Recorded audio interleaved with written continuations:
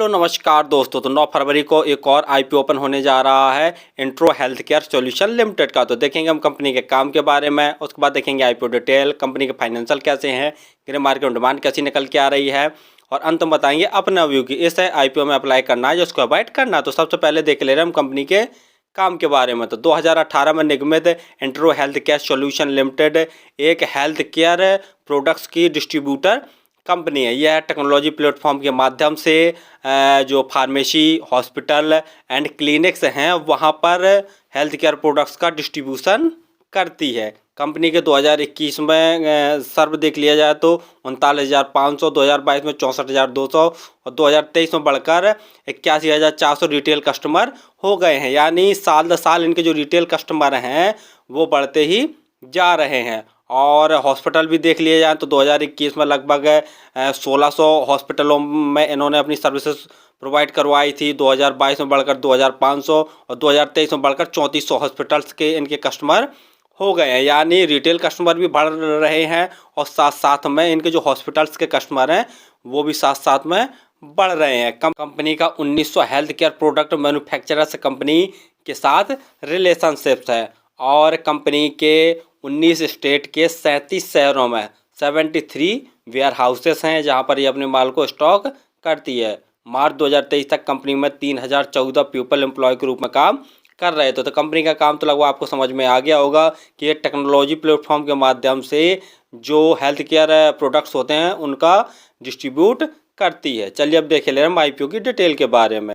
IPO 9 फरवरी को open होने जा रहा है और 13 फरवरी तक यह ओपन रहेगा। प्राइस बैंड देख ले रहे हैं तो 1195 रुपये से 1258 रुपये पर शेयर का प्राइस बैंड रखा गया। और जब भी हम आईपीओ एसएमई आईपीओ अप्लाई करते हैं तो हायर प्राइस बैंड पर ही अप्लाई करते हैं, अर्थात आपको 1258 रुपये पर शेयर भरकर ही इस आईपीओ को अप्लाई करना। लॉट साइज देखते हैं तो 11 शेयरों का एक लॉट, टोटल साइज 1600 करोड़ का रखा गया, जिसके तहत ये 1000 करोड़ के फ्रेश इशू अर्थात नए शेयर जारी कर रही है और बाकी 600 करोड़ के ऑफर पॉज सेल है, अर्थात जो प्रोमोटर्स है वो अपनी होल्डिंग बेचकर निकल रहे हैं। एम्प्लॉय के लिए डिस्काउंट रखा गया 119 रुपये पर शेयर एम्प्लॉय के लिए डिस्काउंट रखा गया। लिस्टिंग बीएसई और एनएसई दोनों पर होगी। अलॉटमेंट देख ले रहे हैं तो 14 फरवरी को इसका अलॉटमेंट आपको पता चल जाएगा। और यदि आपको आईपीओ अलॉट नहीं होता है तो 15 फरवरी तक आपके पैसे रिफंड वापस आपके अकाउंट में आ जाएंगे। लिस्टिंग डेट 16 फरवरी रखी गई है। और रिजर्वेशन में देख रहे हैं तो क्यूआईबी के लिए 75% का रिजर्वेशन है। रिटेल भाइयों के लिए बहुत कम सिर्फ 10% जैसा रिजर्वेशन रखा गया है, जबकि एचएनआई कैटेगरी के लिए 15% का रिजर्वेशन रखा गया है। और रिटेल कैटेगरी में यदि आप एक लॉट अप्लाई करते हैं तो आपको 13,838 रुपये खर्च करने पड़ेंगे। रिटेल कैटेगरी में मैक्सिमम आप 14 लॉट अप्लाई कर सकते हैं, जिसके लिए आपको 1,93,732 रुपये खर्च करने पड़ेंगे। और यदि स्मॉल एचएनआई कैटेगरी में अप्लाई करना चाहते हैं तो कम से कम आपको 15 लॉट अप्लाई करने पड़ेंगे, जिसके लिए आपको 2,07,570 रुपये खर्च करने पड़ेंगे। और यदि बिग एचएनआई कैटेगरी में अप्लाई करना चाहते हैं तो मिनिमम आपको 73 लॉट अप्लाई करने पड़ेंगे, जिसके लिए आपको 10,10,174 रुपये खर्च करने पड़ेंगे। आरओई माइनस में नेगेटिव जैसा देख पा रहे हैं, आरओसी 6.06, यानी आरओई और आरओसी देखते हैं तो बहुत वीक है। पीई 129.75, पीई वाइज भी देखा जाए तो हाइयर वैल्यूएशन पर ये अपने आईपीओ को लेके आए। फाइनेंशियल देख ले, लेकिन फाइनेंशियल देखने से पहले आप हमारे चैनल को तो सब्सक्राइब कर लें ताकि आपको समय समय पर शेयर मार्केट संबंधी जानकारी, आईपीओ संबंधी जानकारी और एसएमई आईपीओ संबंधी जानकारी मिलती रहे। तो जैसा देख रहे हैं कंपनी के एसेट्स साल दर साल लगातार बढ़ रहे हैं और जो ऑल अमाउंट हैं वो सभी के सभी करोड़ में दिए हुए। रेवेन्यू देखते हैं तो मार्च 2021 में कंपनी का रेवेन्यू 1,783 करोड़ का था, जो कि बढ़कर मार्च 2022 में 2,526 करोड़ का हो गया। मार्च 2023 में इनका रेवेन्यू 3,305 करोड़ का हो गया है। और सितंबर 2023 6 महीने के अंदर ही कंपनी ने 1,898 करोड़ का नेट रेवेन्यू जनरेट कर लिया। यानी इनके रेवेन्यू में साल दर साल काफ़ी अच्छी ग्रोथ देखने को मिल रही है। वहीं प्रॉफिट आफ्टर टैक्स देखते हैं तो मार्च 2021 में कंपनी ने 15 करोड़ का नेट लॉस जनरेट किया था। मार्च 2022 में बढ़कर इनका 29 करोड़ के आसपास नेट लॉस हो गया। मार्च 2023 में 11 करोड़ का नेट लॉस जनरेट किया और सितंबर 2023 6 महीने में कंपनी ने लगभग 11 करोड़ का नेट प्रॉफिट जनरेट कर लिया। यानी सितंबर 2023 में ही कंपनी प्रॉफिट मेकिंग बन पाई है। मार्च 2023 तक कंपनी ने लॉस ही जनरेट किया, जो कि सबसे नेगेटिव पॉइंट वाली बात है। नेटवर्थ देखें तो वो भी साल दर साल बढ़ रही है।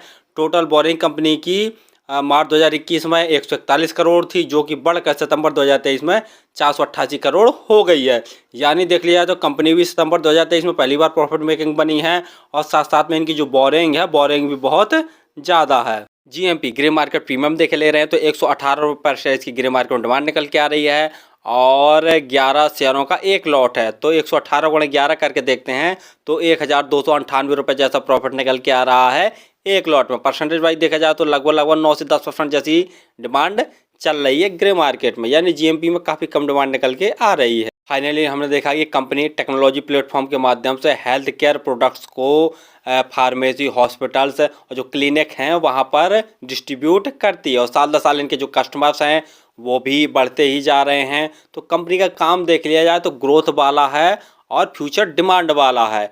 लेकिन नेगेटिव पॉइंट वाली बात यहाँ पर है, जैसे ही हम इनके फाइनेंशियल देखते हैं तो फाइनेंशियल बहुत बेकार है। जैसा देख रहे हैं कि नेट रेवेन्यू में तो साल दर साल काफ़ी अच्छा ग्रोथ देखने को मिल रहा है, लेकिन प्रॉफिट आफ्टर टैक्स में जैसा देख रहे हैं तो मार्च 2023 तक कंपनी ने लॉस ही जनरेट किया है। अभी सितंबर 2023 वाले क्वार्टर में कंपनी प्रॉफिट मेकिंग बन पाई है। दूसरा देखे ले रहे हैं तो कंपनी के ऊपर बोरोइंग भी बहुत ज़्यादा है, और पी वाइज भी देख लिया जाए तो बहुत महंगी वैल्यूएशन पर ये अपने आईपीओ को लेके आए हैं। आरओई और आरओसी देखते हैं तो बहुत वीक है।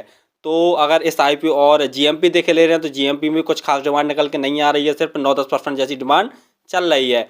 तो फिलहाल तो मैं इस आईपीओ में अगर अप्लाई करूंगा तो लास्ट डे ही अप्लाई करूंगा, वो भी अगर जीएमपी में डिमांड बढ़ती है लगभग 20% जैसी होती है तभी मैं इस आईपीओ में अप्लाई करूंगा। और जो सब्सक्रिप्शन है वो भी लगभग 25 गुना से ज़्यादा होना चाहिए, तभी मैं इस आईपीओ में अप्लाई करूंगा, अन्यथा आईपीओ को अवॉइड ही करूंगा। और आप किसी भी आईपीओ एसएमई आईपीओ में अप्लाई करें तो स्वयं का एनालिसिस करके और अपने रिस्क पर ही किया करें। धन्यवाद।